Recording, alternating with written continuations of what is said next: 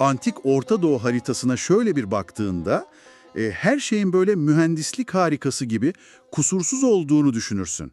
Hani okulda bize gösterilen o düzgün sınırları net bir şekilde çizilmiş haritaları hatırla.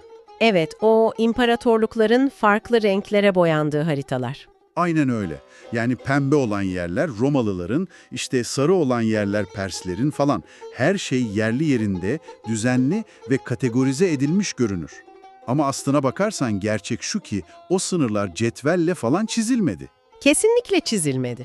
Kanla, diplomasiyle, ihanetlerle ve bazen de sadece kelimelerin gücüyle o puslu, o kaotik arka sokaklarda şekillendi. Şöyle ki haritalar bize her zaman sonuçları gösterir. Yani o sonuçlara giden karmaşık, kanlı süreçleri değil. İnsan zihni tabii bu netliği arıyor, bu çok normal. Ama tarihi gerçekten anlamak istiyorsak o başlangıçların ve bitişlerin arasındaki gri alanlara, o bulanık sulara girmemiz gerekiyor. İşte bugün bu derinlemesine incelemede seni tam olarak o gri alanın kalbine götürüyoruz. Adı haritalardan silinmeye yüz tutmuş ama bugünün dünyasını, etnik kimliklerini, sınırlarını derinden şekillendirmiş bir gücün merkezine, Med İmparatorluğu'na. Çok büyüleyici bir konu. Kesinlikle. Bugünkü görevimiz bu sis perdesini aralamak ve bunu yaparken de Çarlık Rusyası ve Sovyet döneminin o dev araştırmacılarının Minorski, Diakonov, Aliyev gibi isimlerin çok katmanlı analizlerini mercek altına alacağız. Çok kritik kaynaklar bunlar. Med devletinin yoktan nasıl var olduğunu, Diyojes ve Keyaksar gibi hükümdarların bu yapıyı nasıl zirveye taşıdığını konuşacağız ve nihayetinde o devasa imparatorluğun dışarıdan bir fetihten ziyade içeriden nasıl çürüdüğünü adım adım masaya yatıracağız. Ve sadece siyasi bir tarih okuması yapmayacağız bugün. Bu çok önemli. Evet, işin bir de sonrası var. Aynen. Bu imparatorluk yıkıldıktan sonra o coğrafyadaki insanların ne oldu sorusunu soracağız. Günümüz Kürt halkının tarihsel kökenleriyle Medler arasındaki o potansiyel bağları, özellikle dil bilimsel kanıtlar üzerinden tartışacağız. Peki neden binlerce yıl önce yaşamış, bugün haritada adı bile olmayan bir devleti önemsemelisin? Güzel soru. Çünkü bu hikaye müzelerde tozlanan savaş arabalarından falan ibaret değil. Bu, kaostan nasıl bir devlet düzeninin doğduğuyla ilgili. Mutlak gücün nasıl yozlaştığıyla ve bugün etrafımızda gördüğümüz, adlandırdığımız etnik kimliklerin köklerinin o unutulmuş imparatorluklara nasıl uzanabileceğiyle ilgili. Kesinlikle. Yani Med İmparatorluğu ismen yok olmuş olabilir ama mirası belki de şu an konuştuğumuz, duyduğumuz bir dilde yaşamaya devam ediyor. Pekala, hadi bunu biraz açalım. Her şeyin başladığı o kaotik döneme gidelim. Medler tarih sahnesine öylece aniden ellerinde bir anayasayla inmediler herhalde. Öncesinde bölgedeki dinamikler nasıldı? Ortada bırakın bir anayasayı, hani bir devlet mekanizması bile yoktu o dönemde. Asur kaynaklarına baktığımızda Mağda kelimesinin ilk kez M.Ö. 836 yılında geçtiğini görüyoruz. Mada, yani Medler. Evet, ama bu bir imparatorluğu falan tanımlamıyor o dönem. Sadece bölgedeki aşiretleri tanımlamak için kullanılıyor. Medler sahneye tam olarak çıkmadan önce o coğrafyada inanılmaz karmaşık bir etnik yapı var. Mesela Mannalar var. Özellikle Lulugi ve Kuti kökenli oldukları bilinen bu gruplar Medlerin aslında kültürel ve ekonomik çekirdeğini oluşturuyor.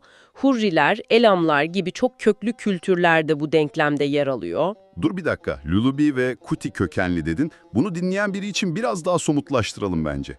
Bunlar birbirlerinden tamamen farklı, böyle kopuk medeniyetler mi yoksa aynı coğrafyanın sürekli birbiriyle etkileşen alt grupları mı? Çok yerinde bir soru.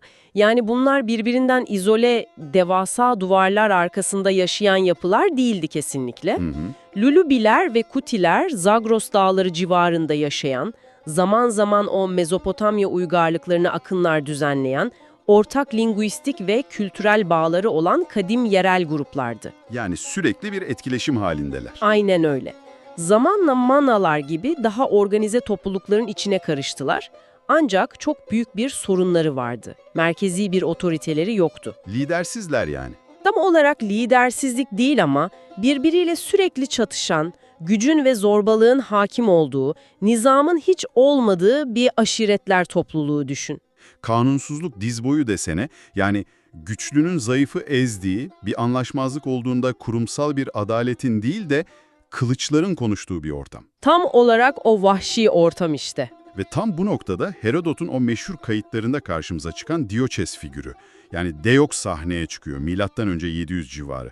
Ama benim burada en çok ilgimi çeken şu, Dioçes gelip diğerlerini kılıçtan geçirip kendini kral ilan etmiyor. Hayır, hiç öyle yapmıyor. Aslında otoritesini kurma şekli çok daha yapısal, zekice. Rus tarihçi İgor Aliyev'in eserlerinde Dioçes'in bu yükselişi çok detaylı incelenir aslında.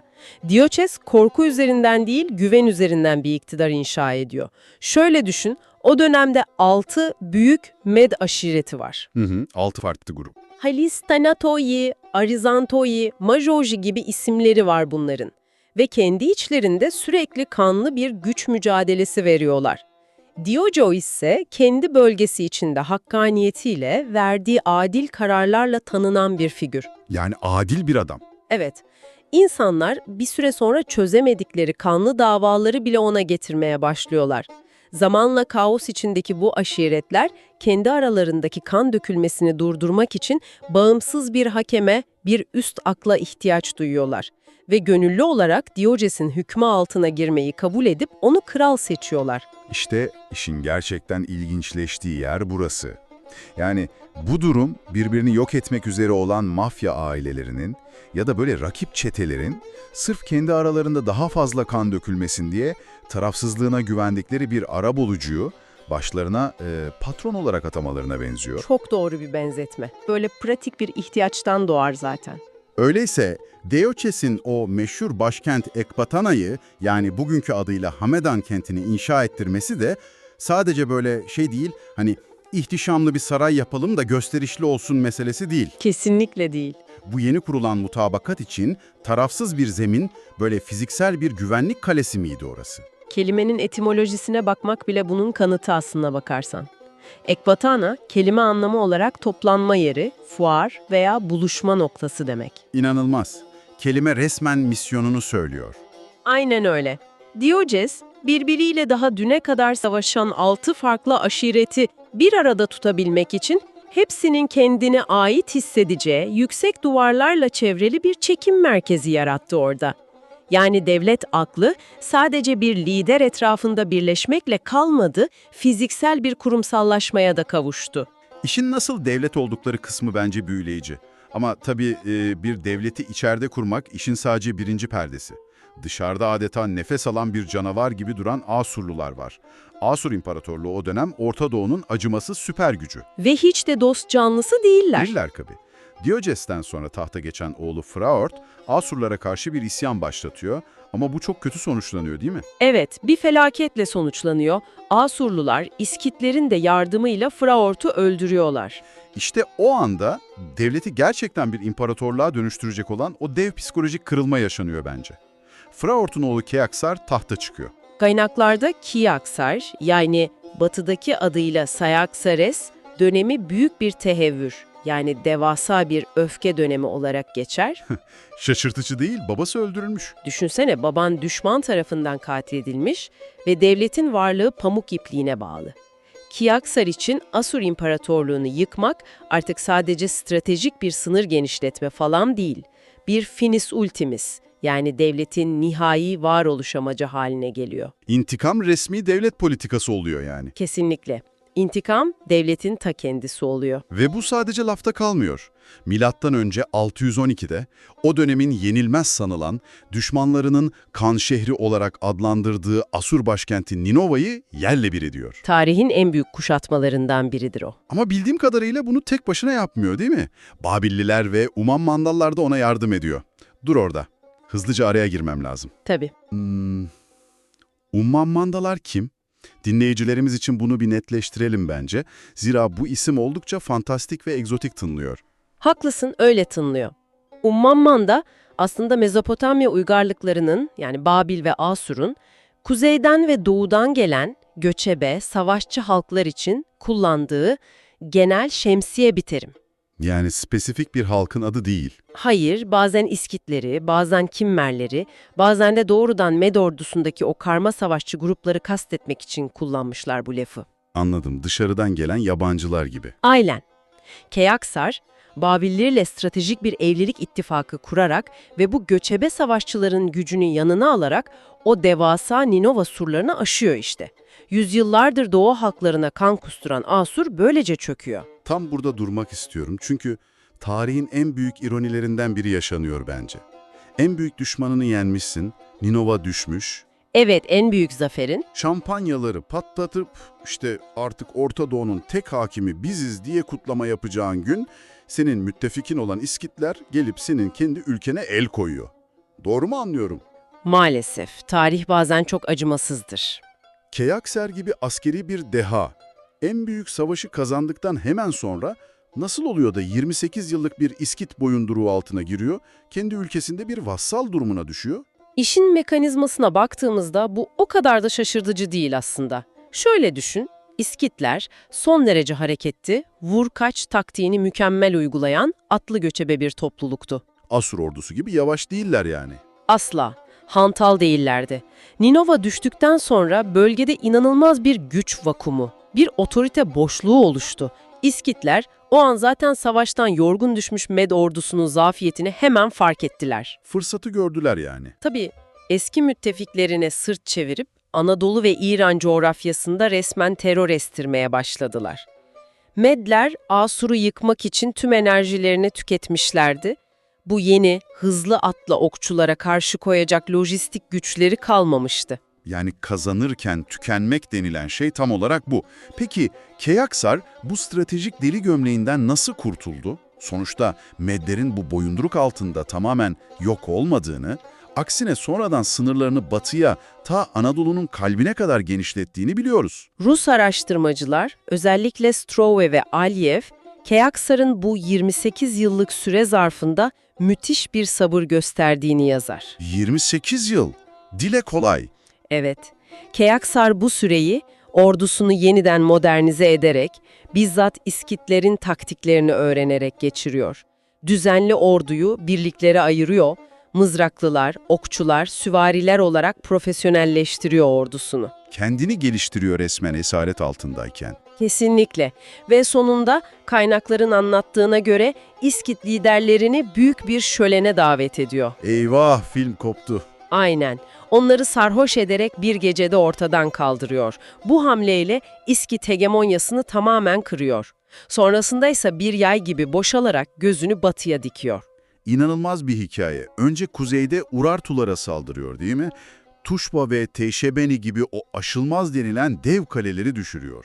Ardından da durmuyor, zenginliği ve o elektron madenleriyle ünlü Lidyalılara saldırıyor. Evet, doğrudan zenginliğin merkezine. Alyates'in ordularıyla Anadolu'nun tam ortasında yıllarca sürecek çok kanlı bir savaşa tutuşuyor. Neden Lidya dersen? Çünkü Urartu topraklarını aldıktan sonra imparatorluğun o devasa yapısını besleyecek yeni taze ekonomik kaynaklara ihtiyacı vardı. Ve Lidya o dönemde adeta dünyanın kasası konumundaydı. Altın madenleri falan tabii. Aynen. Milattan önce 590 ile 585 yılları arasında süren bu savaş tam bir güç zehirlenmesiyle aslında bir çıkmaza giriyor. Kimse yenemiyor birbirini. Ta ki doğa olayları tarihe doğrudan müdahale edene kadar. 28 Mayıs 585'te tam muharebe meydanında devasa bir güneş tutulması yaşanıyor. Ya düşünsene oradaki atmosferi. Binlerce asker kan teri içinde ölümüne çarpışıyor. Kılıç sesleri falan yankılanıyor ve birden güpegündüz gökyüzü kararmaya başlıyor. Çok korkutucu bir deneyim olmalı o dönemin insanı için. Kesinlikle.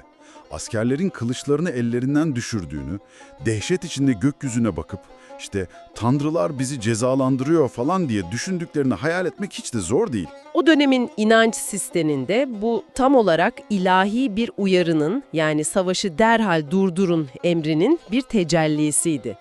Babillilerin de hemen araya girmesiyle oracıkta meydanda barış yapılıyor. Kızılırmak iki dev imparatorluğun kesin sınırı olarak kabul ediliyor o gün. Doğa resmen barış anlaşması imzalatıyor adamlara. Öyle. Bu arada Kiyaksar'la ilgili Rus araştırmacılar arasında dönen çok ilginç başka bir teorik tartışma da vardır. Neymiş o? Ermeni kaynaklarında Medler için kullanılan Viştaspa unvanı üzerinden Kiaksar'ın aslında Zerdüşt peygamberi koruyan ve Zerdüştlüğün yayılmasını sağlayan efsanevi hükümdar olabileceğine dair çok ciddi teoriler öne sürülür. Bekle, bu bayağı iddialı bir tez. Zerdüşt'ün tam olarak hangi yüzyılda yaşadığı tarihçiler arasında bile hala devasa bir tartışma konusu değil mi? Kimi milattan önce 1000 diyor, kimi çok daha geç bir dönem diyor. Rus araştırmacılar bu zaman çizelgesini nasıl Keyaksar ile tam olarak eşleştirebiliyorlar? Haklısın. Tarih yazımının gerçekten en tartışmalı alanlarından birine temas ettin şu an. Rus ekolünün, özellikle de Diakonov'un bazı analizlerinin dayanığı, Zerdüştlülüğün kurumsal bir devlet dini olarak şekillenmeye başladığı dönem, tam da Medlerin otonom yapıdan merkezi bir imparatorluğa dönüştüğü döneme denk geliyor. Yani zamanlama uyuyor onlara göre. Sadece o da değil. Viştaspa isminin etimolojik olarak atlarla ilgili bir ünvan olması ve Keyaksar'ın da az önce bahsettiğimiz gibi ordusunu atlı birliklerle modernize etmesi bu linguistik ve tarihsel teoriyi desteklemek için kullanılıyor. Çok mantıklı bir bağ kurmuşlar. Evet, kesin bir kanıt yok ortada ancak dönemin ruhuyla çok örtüşen güçlü bir hipotez bu. Tarihin o puslu, bilinmeyen alanları işte. Neyse, bu kudretli yapıyı zirveye çıkaran Kiaksar öldüğünde sınırları Kızılırmak'tan ta Orta Asya'ya dayanan bu devasa imparatorluk oğlu Astyages'e kalıyor. Ve sorunlar başlıyor. Kesinlikle.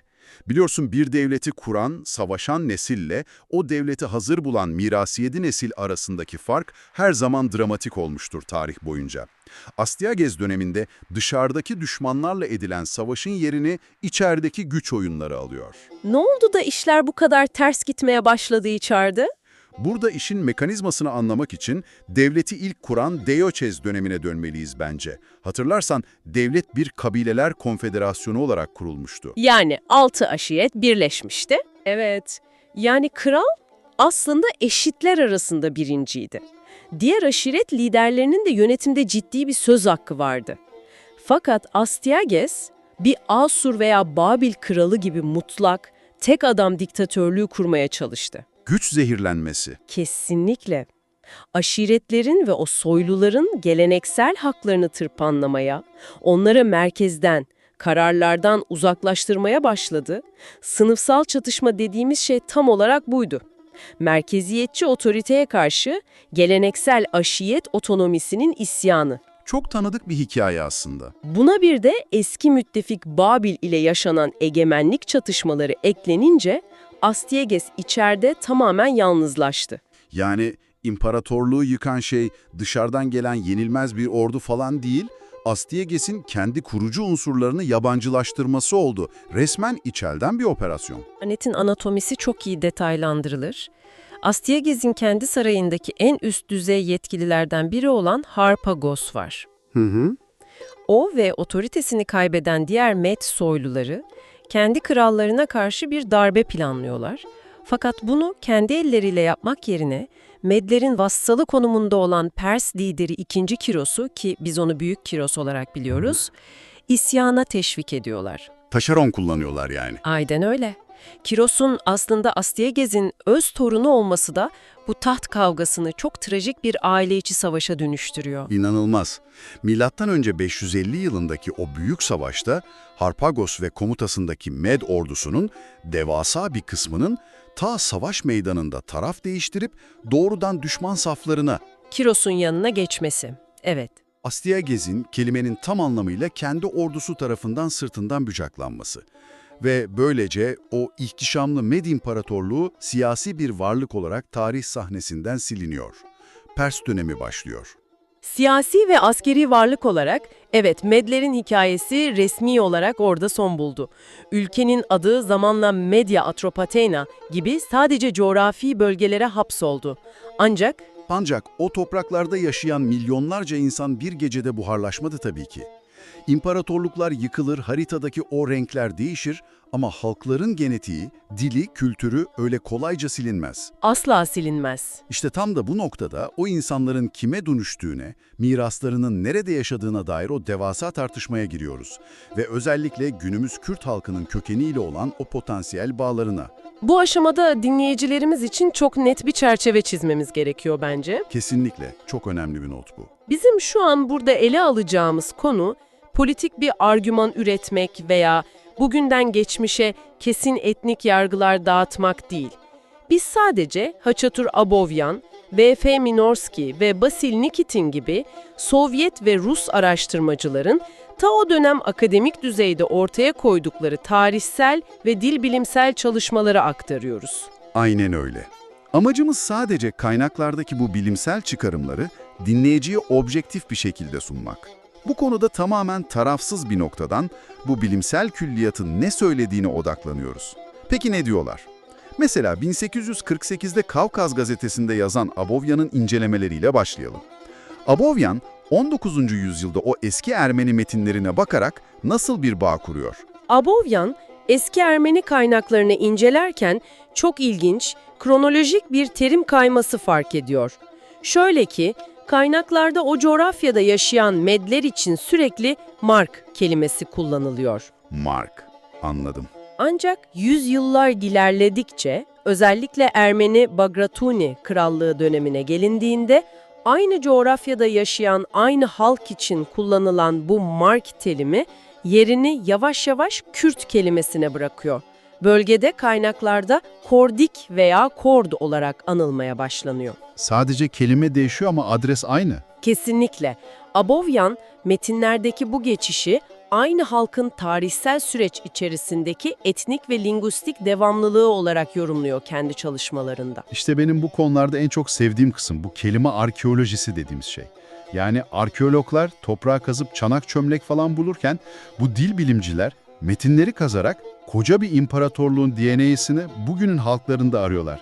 Minorski'nin İran'daki Moku kentiyle ilgili analizi de tam bir kelime arkeolojisi değil mi? Evet, Minorski'nin yaklaşımı tamamen etimolojik bir deşifre aslında. İran'daki Maku kentinin ismini iki kök kelimeye ayırıyor. Mah ve kuh. Farsça veya yerel İrani dillerde kuh zaten dağ demek. Mah kelimesinin ise Med isminin tarihsel süreçte geçirdiği bir form, yani bir diyalekt varyasyonu olduğunu savunuyor. Yani Maku aslında Medda anlamına mı geliyor? Minorski'ye göre evet, Maku eşittir Medda. Minorski o bölgenin demografisine bakarak bugün orada yaşayan Kürt nüfusunun o Medda'nın binlerce yıllık sakinleri ve doğrudan mirasçıları olduğunu iddia ediyor. Dur bir dakika, burada biraz durmamız lazım. Kelimelerin zamanla değiştiğini biliyoruz, tamam ama Basil Nikitin ve Nikolay Marr'ın öne sürdüğü kurmanç kelimesinin kökenli teorisi var ki o bana çok daha radikal geldi açıkçası. Evet, o biraz daha karmaşık bir dil bilimsel formül. Mard kelimesi nasıl matematiksel bir formül gibi değişip mede oradan da kurmanç kimliğine dönüşebiliyor. Bunu dinleyicilerimiz için biraz daha basit, yani mekanizmasıyla anlatabilir misin? Linguistik formülleri sözlü anlatmak bazen zordur ama Marr'ın dönüşüm teorisi aslında seslerin zamanla yutulması veya yerel ağızlarda evrilmesi mantığına dayanıyor. Yani halk arasında konuşula konuşula değişiyor. Aynen öyle. Mar'a göre Mart, ki bunlar az önce konuştuğumuz Mannaların o bölgedeki halefleridir, kelimesindeki R harfi zamanla düşer veya yerel ağızlarda yuvarlanır. Mart kelimesi önce mad olur. R düşüyor, mat kalıyor. Sonra zamanla ünlü harf kayması yaşanır. Mad, mid olur ve en nihayetinde de o bildiğimiz med formuna ulaşır. Matematik denklemi gibi resmen. Evet, Nikitin de bu teoriyi alıp daha da ileri götürüyor. Kürtlerin en büyük kollarından birinin adı olan Kurmanç kelimesinin aslında Med diyalekleri konuşan iki eski grubun, Kurtiler ve az önce saydığım Mardların isimlerinin tarihsel bir sentezi olduğunu söylüyor. Yani Kurti ve Mart birleşip kurmanç mı oluyor? Nikitin'in teorisi tam olarak bu. Kurmancı kimliğinin doğrudan Med Konfederasyonu'nu oluşturan o kurucu elementlerin yüzyıllar içinde sentezlenmiş hali olduğunu savunuyorlar. Bu gerçekten büyüleyici bir bakış açısı. Yani kelimelerin içinde koskoca bir tarih yatıyor. Kesinlikle öyle. Yani özetleyecek olursak, bugün kaotik ve kanunsuz bir Zagros coğrafyasında gücünü kılıcından değil, adalete olan ihtiyacı karşılamasından alan Dioçes'in o 6 vahşi aşireti nasıl birleştirdiğini gördük. Fraort'un ölümünün ardından Asurluları yakarak intikamını alan ama İskitlerin ihanetiyle 28 yıllık bir kabusa uyanan Keyaksar'ın o trajik ama stratejik dehasını konuştuk. Ki çok büyük bir liderdi o. Ve en sonunda bu devasa gücün dışarıdan bir düşmanla değil, Astyages'in kendi soylularını yabancılaştırması ve Harpagos'un o içeriden ihanetiyle nasıl yıkıldığını, Perslerin yükselişini anladık. İşin aslında makro düzeydeki politik özeti budur. Fakat bence en az onun kadar önemli olan bir diğer çıktı da şu: bir devletin ismi haritalardan, resmi kayıtlardan, belgelerden tamamen silinse bile, dil bilimcilerin ve o Sovyet araştırmacıların tutkulu çalışmalarında iddia ettikleri gibi, o genetik ve kültürel mirasın asla buharlaşmadığı gerçeğidir. Kaybolmuyorlar yani. Kurmancı kelimesinin etimolojisinde, eski metinlerdeki ufak bir harf değişiminde ya da Maku Dağı'nın eteklerinde yaşayan halkların kökenlerindeki bu mirasın nasıl yaşamaya devam ettiğine dair o güçlü teorileri izledik hep birlikte. Yani imparatorluklar çökebilir, sınırlar değişebilir ama kelimeler direnmeye devam eder. Çok doğru. Ve bu beni dinleyicimize sormak istediğim o son ve belki de en derin düşünceye getiriyor. Bugün etrafımızda gördüğümüz, inandığımız o sınırların, devlet isimlerinin ve etnik tanımların ne kadar kalıcı olduğunu sanıyoruz? Hepimiz sonsuz sanıyoruz genelde. Öyle sanıyoruz. Ama acaba şu an dünyada, kendi ana dilinin kıvrımlarında veya kültürünün köklerinde çoktan unutulmuş hangi kadim imparatorlukların o gizli mirasını taşıyan ama bundan haberi bile olmayan kaç toplum yaşıyor? Çok büyük bir soru işareti bu. Belki de tıpkı o mühendislik harikası sandığımız modern haritalar gibi kimliğimizin sınırlarının da kesin olduğuna inanmak bizim en büyük yanılgımızdır. Bir sonraki konuştuğun kelimede belki de bir dağın isminde 2500 yıllık bir sır saklıdır. Kim bilir? Bu derinlemesine incelemede o tozlu kaynakların ve kelimelerin arasında bizimle birlikte yolculuk ettiğin için teşekkür ederiz. Bir sonrakinde görüşmek üzere.